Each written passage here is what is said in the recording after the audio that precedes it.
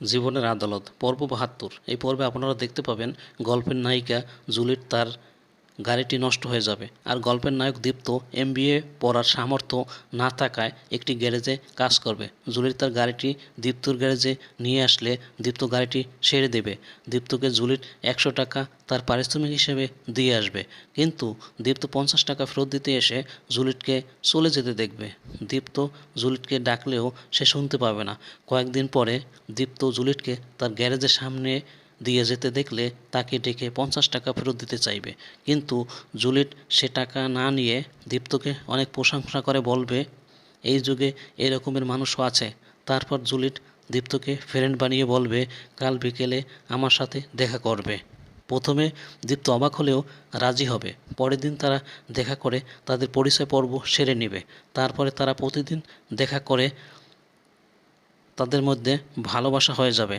তারপরে হঠাৎ জুলিটকে দেখা করতে বলবে দীপ্ত। দীপ্ত তার ভালোবাসার কথা বললে জুলিট তার বাবার কাছে বলতে বলবে।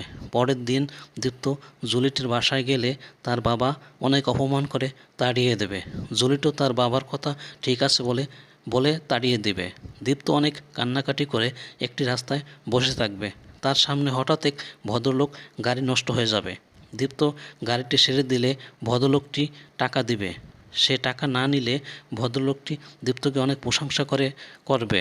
তারপর ভদ্রলোকটি অফিসের কার্ড দিয়ে দেখা করতে বলবে। কয়েকদিন পরে দীপ্ত ভদ্রলোকটির কাছে দেখা করে তার সব কথা বলবে। ভদ্রলোকটি তার কোম্পানির ম্যানেজার হিসেবে নিয়োগ দিবে। দীপ্ত অনেক খুশি হবে। দীপ্তর কোম্পানিতেই ক্যাশিয়ার হিসেবে কাজ করবে জুলিটের বাবা।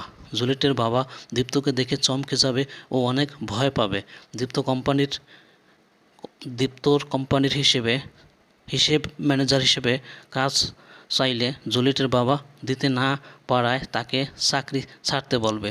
এই কথা জুলিটের বাবা জুলিটকে বললে সেও চমকে যাবে। তারপরে জুলিট দীপ্তর কাছে মাপ চেয়ে তার ভালোবাসা ও তার বাবার চাকরি ফিরিয়ে দিতে বলবে। গল্পটি ভালো লাগলে আমার চ্যানেলটি সাবস্ক্রাইব করে পাশে থাকুন। আল্লাহ হাফেজ।